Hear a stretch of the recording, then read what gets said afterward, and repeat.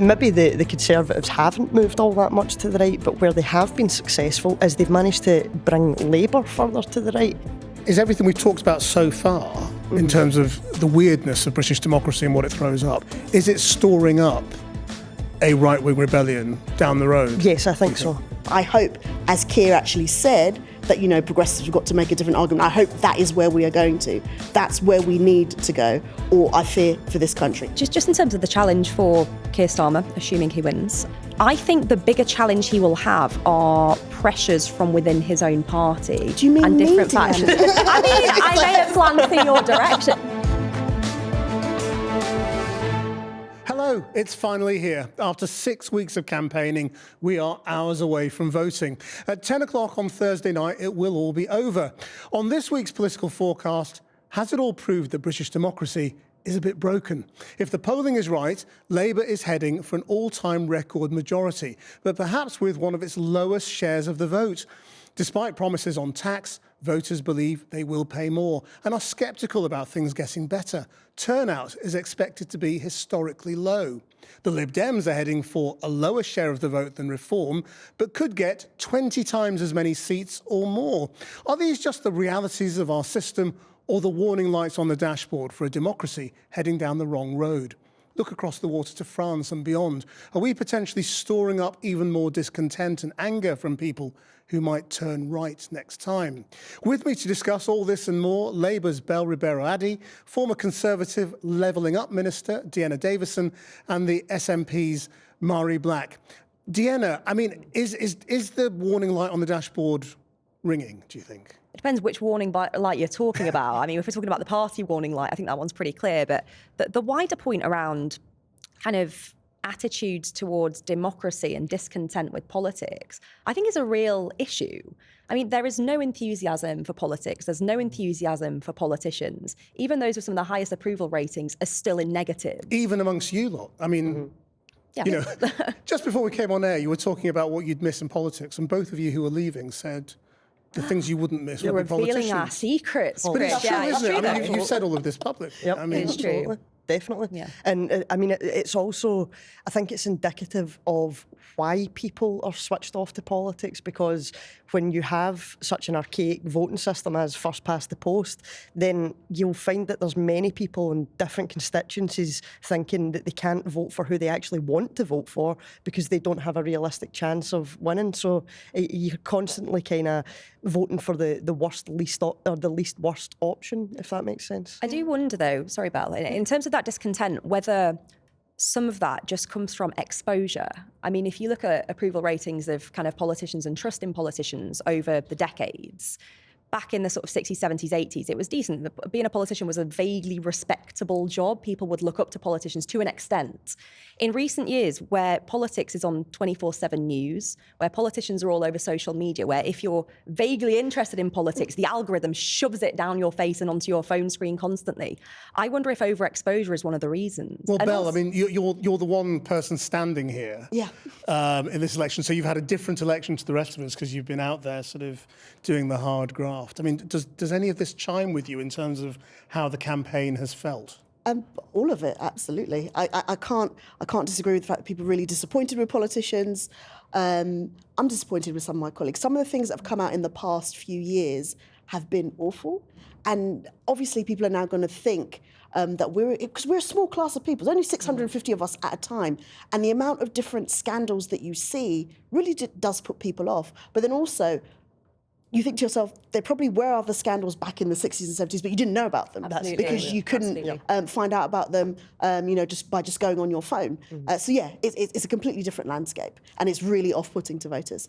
So how do you feel this campaign has gone? Because, I mean, we've all portrayed it to greater or lesser degrees as sort of, well, a bit boring, in truth. in that, Labour went in with a massive lead, and its main aim during the course of the campaign was to not lose it. Yeah. And so the strategy was don't say anything that offends anybody ever, anywhere ever, which basically means you don't say very much at all. And Which the Tories have offends sort of been people. the Tories have sort of been the opposite. They've been increasingly desperate. The sort of the advert today sort of about the nightmare of waking up in Labour Britain is kind of like peak panic. None of it's very edifying, is it? Do you know what? It's been a long campaign, even for a snap election. I don't know why it feels like that. Maybe it's because of the whole build-up towards it. From the beginning of the year, we've been thinking, when are we going to have it? When are we not going to have it? Everyone's been trying to plan around this. But yeah, I think people, because of their disillusionment, and because of what the polls are saying, I think the polls are really, really going to affect how people come out and vote. People think that it's a foregone conclusion. So you don't need to bother. And that is going to lead to some shock results. There are people that are thinking, oh, it's okay, Labour are going to win anyway, we're going to be fine, who are just either not going to bother or vote for a smaller party and find out that actually they could wake up with a Tory MP. And that's really shocking. You have to remember, in 2019, the Tories' vote didn't actually go up considerably. Labour's vote went down, and that's how the Tories got their majority. Mhairi, I mean, all the expectations on turnout this Thursday are not good. Low 60s maybe, mid 60s if we're lucky. And as Belle says, that could lead to some surprising things happening. Definitely, and as well when you factor in the postal votes fiasco. Oh, gosh. Because, of course it's affecting right across the UK, but in particular in Scotland, it was pointed out when Rishi called the election that it was right bang in the middle of the Scottish school holidays. So there are swathes of people who won't be able to vote because their postal vote didn't arrive in time and they're literally not in the country. So it will further skew the votes, I think. Dehenna, this whole postal votes problem is suddenly looking like it could be quite a big one. A lot of people haven't got their postal votes in time. And thinking about it realistically, even if you post your vote today, on Tuesday, it might not arrive in time. Well, the reality is, if you receive a postal vote now, it's not a postal vote. It's fill in your ballot paper and drop it off either at your council head office or at your polling station on Thursday. And for a lot of people, the whole point of the postal vote is they can't do that. Absolutely. And if people are already away, of course, then that's taken away that opportunity. As Mhairi said, it's affecting people right across the board. But in particular seats, if this is in a very targeted way, it absolutely could skew the outcome. My genuine worry about all of this is that we're going to see challenges on Friday. Legal challenges. If it's going to be as close in some seats as we think it is, people may have a legitimate reason to challenge what's happening, especially if enough postal votes don't get out. And I'm worried about that because we don't want another period of time where people don't really know who's running the country. And also don't trust in democracy again, right? Absolutely. Yep. So it starts to feel a bit American. It does. In terms of sort of hanging chads and, what's going to happen. I suppose the assumption is that the expected Labour majority will be so convincing that none of that will really it'll make a difference on the fringes for individuals rather than the overall result. But that won't be the case if turnout is low. So I think about what happened in 2010. Well, you genuinely fear that all of this stuff about Labour majority could be tissue, Well, it really, really makes people start to think in a different way. Even when I've been out talking to people on the doorstep, a lot of people think, well, that's just what it's going to be. A lot of people's minds aren't in the election, even though they're being bombarded with stuff online. They either don't care, they're fed up, or they think we're going to win, so they're going to vote for a smaller party, or they haven't had their postal vote. And I think about how many people didn't vote in the last election. 15.5 million just didn't bother to vote. How much do you think that is because they're not fired up by what they're hearing from Keir Starmer? That might be something. I wouldn't say that obviously as somebody who is standing in this election. But people are genuinely upset with politics overall. And another thing that I've noticed in terms of a trend, even though we are not the party of government and we haven't been for 14 years, because everybody thinks we're going to win, wherever we go, people are having a go at us. They're angry with you. Yeah, well, as if we're already in government, which is really quite awful. Well, wait till Friday. Yeah. if that's the case now. Yeah. That's actually quite an interesting thing, isn't it? That the sort of the level of anger, and I suppose that's my starting point really, is so high that it's not going to go away just because there's been a change of government. And that's been, I think, the assumption of a lot of Labour people that the change is us, the change of personnel is enough change for it to feel like a change. And Mhairi, that's not going to be the case. With fear of sounding like I'm just going to give an SNP soundbite here, but the truth actually is that for a lot of people, I think they're going to have quite a rude awakening or a disappointment at best, because for a lot of people this feels, if we can presume that Labour will win the election, it will feel like a changing of the guard as opposed to change full stop, because there's so many things which, as you said at the start, Labour aren't touching with a barge pole because they don't want to upset anyone or they don't want to offend. So the scale of the change that people are expecting, I think we're already in the sort of the area of, managing expectations from... I suppose the other way of thinking about this, though, Dehenna, is that expectations of change are so low that, a little bit of change could go a long way for a new government. I don't know. I think expectations of change maybe are low, but hope for something to change feels very high. And so my kind of concern for Labour, if I'm allowed to have one coming from the other side, is that looking at the kind of ambition of the manifesto, the ambition of things that where change is being sought, it feels quite small scale. It doesn't feel like a kind of sweeping Tony Blair, we're going to absolutely reform everything. And I think there are so many, to go back to your original analogy there, Krishnan, so many sort of blinking lights on the dashboard. I think there's going to be a lot of kind of management rather than kind of fundamental, whole-scale, ambitious change. And I think that's Keir Starmer's challenge over the next 5 years. Do you know, I think, to be honest, the worry is about expectations. A lot of the things that have crumbled over the past 14 years, we just can't fix them overnight. And I think the worry probably was that if we went out and we said that we could, people might not believe us. And then obviously the Tories would say from the other side, of course they couldn't possibly do this in this amount of time. So there's definitely been a lot of caution. But I am more hopeful, but I am worried because people always expect more of Labour governments. Your average person expects more of Labour governments. Sadly, they don't seem to expect as much of the Tories. I've always seen that. They don't necessarily criticise them as much when they do certain things because they think, well, Tories are Torying. But when it's Labour, they are often really, really hard on them. And I worry that if we can't do certain things quickly, people are going to get upset very quickly. You can be Labour us. You can say us back there. It's okay. This is great. This is great, candid conversation, but you can still be Labour. I worry about this. I think a lot of the messaging has been about managing those expectations. But I'm hopeful that maybe us not having put forward as much was about managing expectations and not because we're not going to change a whole lot. I mean, in terms of sort of dashed expectations, both Dehenna and Mhairi, I mean, you've probably got some experience here. And I mean, if you think about sort of the expectations of 2019, they were high. I mean, you must have thought things were going to go a lot better than they did. Well, completely. I mean, you get elected on a wave of a really good-sized majority with a party and a lot of new intake who are quite young, quite dynamic, quite different. It's a very different demographic for a usual kind of Tory MP intake. And I say that having been elected as a 26-year-old northern woman, which is not exactly the sort of norm. And then you're kind of you're learning, finding your feet, you get your office, you get your team in place, and then everything is completely brought to a halt by the pandemic. And that's not to say every challenge that we face was because of the pandemic, but I think that put the brakes on everything so quickly that momentum on some of those areas, I mean, levelling up for me, clearly a huge kind of passion.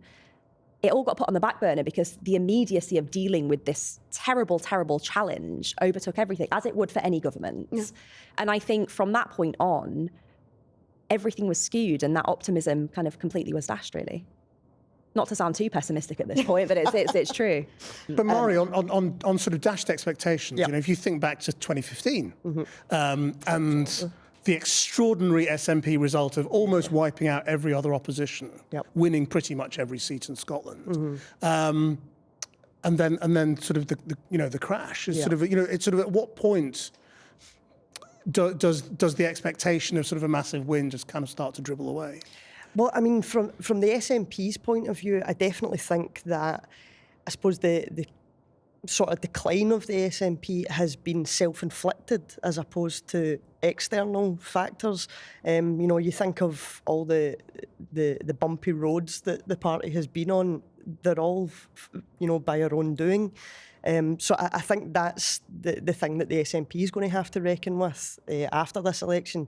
Find out what the result is, of course, but I think there's going to be a real period of reflection that's definitely needed.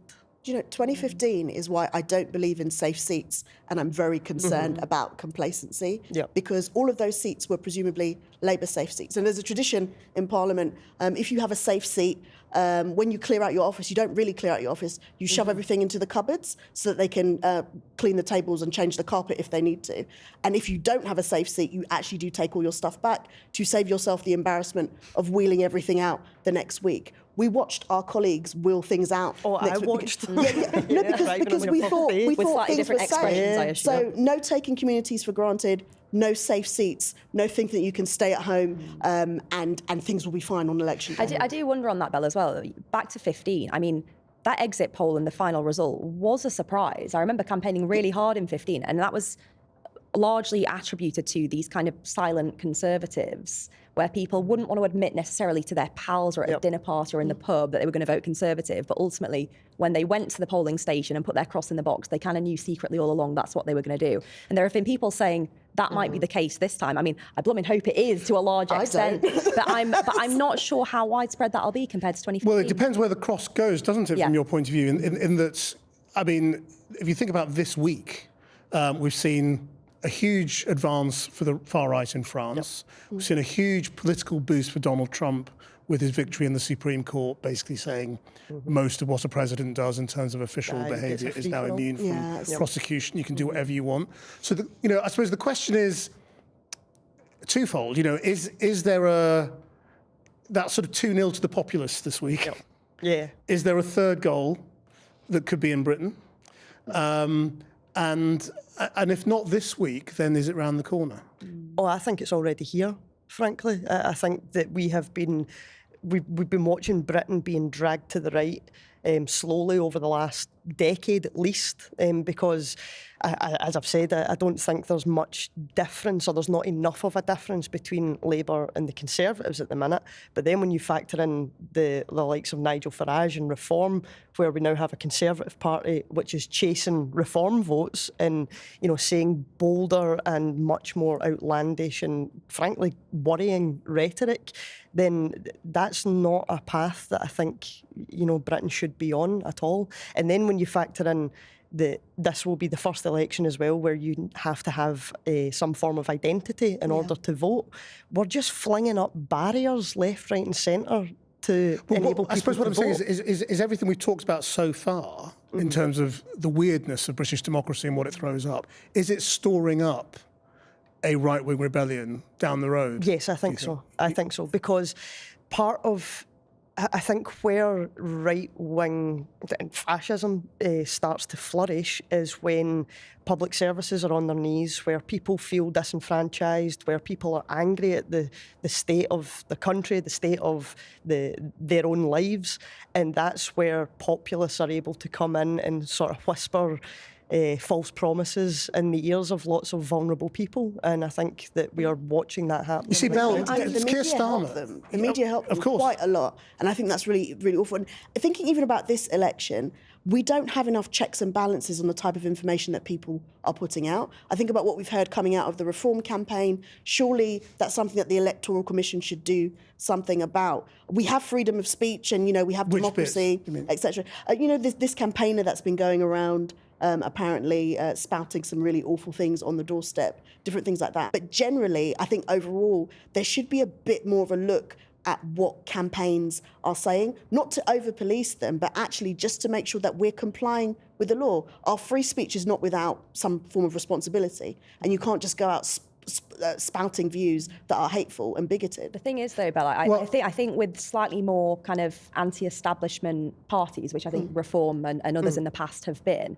I think a kind of reprimand from an establishment body like the Electoral Commission would probably only fire up supporters even more in terms of that. And also, you've got to remember that this is, Reform's official position is that these are abhorrent views, that they don't hold, and that they distance themselves from the canvasser that Channel 4 News filmed. But they are both able to say that's not our position while casting doubt on our journalism. Krishnan, can I come back in on that point around the kind of rise of populism far right compared to France in particular? I think the very interesting difference, and I say this as a young kind of sort of centre-right voice or whatever, in France, the right really seems to have taken hold amongst younger people, particularly younger men, but across the whole gamut of younger voters in a way that in Britain, that just hasn't happened. Now, there is a slight rise in both here and in the States of young right-wing men, and that's sort of trending in that direction.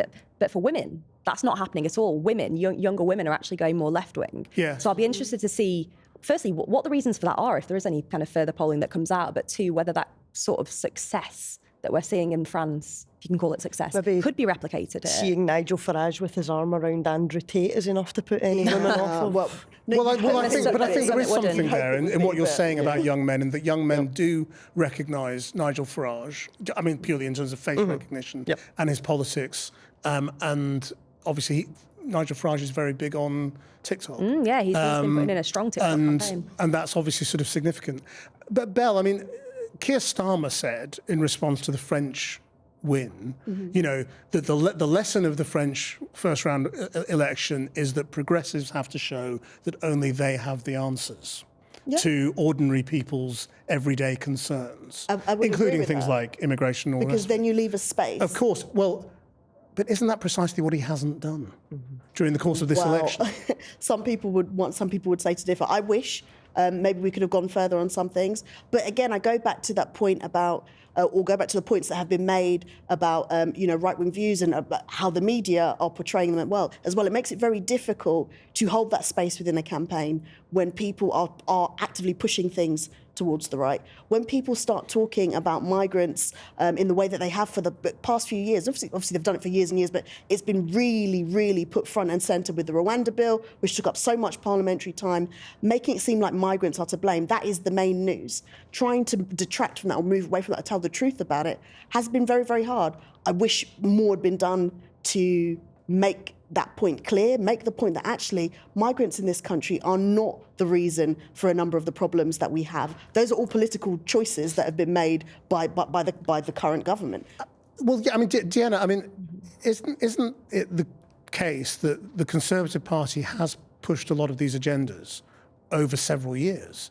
And that's been part of the success of the Red Wall for your party. And there's been this sort of assumption that you've got to address the same topics as the Brexit Party and the Reform Party now, and Nigel Farage and the far right as well. I mean, there is a point where, you have to look at the salience of issues in particular communities that you're hoping to win. And we know that in some of the Red Wall communities, immigration is a hotter topic than it is elsewhere in the country. So I think it's right for any party that hopes to win them to have a strong, clear message on it. But I think I disagree with both of you on the kind of narrative that there's been a kind of shift towards the right. Because when you look at narrative around migration, look at it over the context of the last sort of 20, 25 years, I don't think it's actually changed that much. It's drifted a little. But you look at the Conservative Party, I mean, I think it was you, Mhairi, who mentioned the Conservative Party's drift to the right. Yep. You look at the Conservative Party back in the sort of 90s and early noughties, and it was pretty much the same narrative.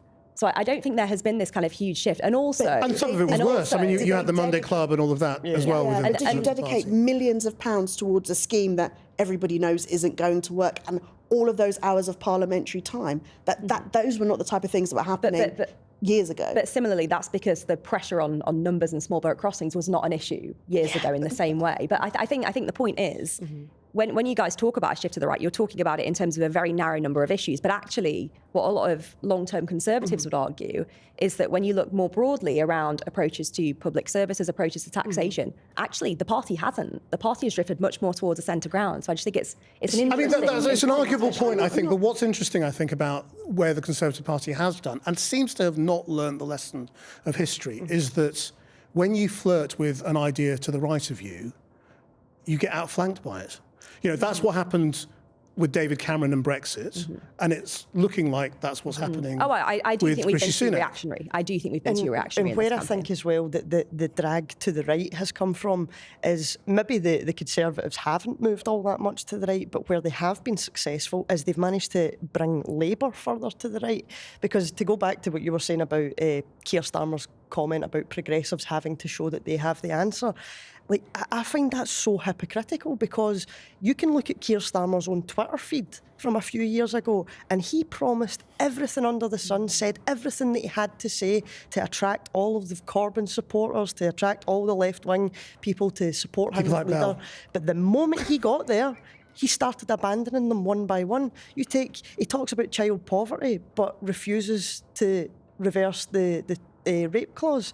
That in itself is a huge dereliction of duty. So I think that's where the drag to the right has come. If you're really left-wing, you're probably going to vote for Labour because you would rather see that than the Conservatives, but there's no real active actually, do you know what? representation. Some people are not going to do that, especially because of the polls. I made that point before. Some people are not going to do that because they think that it's a done deal anyway and they'd rather put their vote elsewhere. But I worry that by doing that, we could still end up with some seats that are going to be a huge, huge shock to people. And that worries me. Yeah. And, you know, I worry about the shift to the right in politics overall. Obviously, you may know where I stand in my particular party. Overall? Well, no, overall. And that, do you think that the centre ground of British politics has shifted to the right? but that's happened right across the world, across the continent, across the US, because there has been this, where there have been major problems in our society, everybody's opted to shift towards the right, and part of that right shift has been migration. Because a lot of Conservatives would say that if you look at how much money the government is spending and the amount of things that the government is intervening on, that can't be right. You know, if we have the highest tax burdens, you know, in 70 years. But do you know what are they spending money on? So many of our public services have been privatised. So, you know, we're spending money on that. They're subsidising companies that they've handed over these services to when they keep messing up. You know, we have to keep paying more and more. When I think about all of the contracts during the pandemic, we are paying more for public services than we would do if they were under... But this is a government that has fundamentally accepted the idea that the government intervenes in poverty, and isn't it funny how and it's not a government that is stripped away. So that's sort of shift to the right, isn't it? Isn't it funny how they only intervene when things are so messed up, when we can't drink our drinking water, or the trains are completely messed up, and you know that the private companies refuse to put their hands in their own pockets to deal with a service that they were paid to deal with. Yeah. But there's a reason we brought in place, you know, really extensive education reforms from 2010 onwards that now see, you know, primary schools performing better than they've done in decades. Whilst the ceilings are falling down on their heads. My point is, well, that's not intervening at the last second, is it? That's taking an actually long-term approach that people criticised at the time, but that has actually reaped rewards, which is what the Labour government is going to have to do if it wants to create the sort of change it's promising. Schools at the moment are on their knees in terms of finding enough funding for teachers. Even just things, you hear about people complaining about buying glue sticks. Yeah, but when that's completely... I'm sorry, I'm trying not to get combative. That's not what the podcast is. But all I'd say on that point is you talked about privatisation, but a lot of the PFI contracts for schools were signed under the last Labour government. So the Tories were locked into those contracts. I'll be honest, regardless. I do not agree with them. Yeah, I will say that. I'm not. Let's come back to the question of the right and the sort of the potential shift to the right, though, because the question is, would a Labour government in power basically have the same problem and the same approach to the right that the Conservatives have? You know, in terms of you know, acknowledging the problem, sort of indulging it a little bit and saying, yes, these are real problems, we've got to listen to people? Or would they say, no, they're not really the problems that we should be talking about? Do you know what? They will absolutely have the same problem. You're right. They'll have the same problem, as in that's where it will seem easiest to go. But I hope, as Keir actually said, that, you know, progressives have got to make a different argument. I hope that is where we are going to. That's where we need to go, or I fear for this country. I mean, he said it, and I hope that's what he sticks to. But absolutely the same problem. We just need a different solution. But the thing that was sort of hinted at, I thought, in his answer was that you also have to acknowledge that the grievances that the right are talking about are real. You know, that these are everyday people's concerns, rather than concerns that have perhaps been amplified, blown out of proportion, you know, all those sorts of things. He's accepting their ground. Do you know what? And that's quite interesting. Them. People say, when I think about how people talk about migration, or have been for the past few years, they always talk about it in the context of services. Too many migrants, our NHS lists are long, too many migrants that can't get housing, too many migrants that can't get jobs. And it's always in the context of, there are obviously some bigots who say too many migrants, I don't like the look of them. Those are actually a smaller number than the ones that talk about it in respect of services. So actually showing people that it's not migrants that are taking away from their public services, it's previous spending decisions. See, but that's where, for me, certainly, I think the Labour Party are failing, or Keir Starmer is failing, because you're absolutely right. The conversation on immigration very quickly goes into public services. Yeah. And what we need Keir Starmer to do is to stand up and say, look, the reason you can't get a house isn't because of the person who's fleeing a war scenario, but it's because your government hasn't built enough houses. The reason that you can't get an NHS appointment isn't because of the immigrant that's come to make a better life for themselves. It's because government has failed to invest properly, whereas he's not saying that. And as Krishnan's saying, he's indulging, and that is almost tacitly accepting the premise that immigration is a problem. Dehenna, what do you think of that?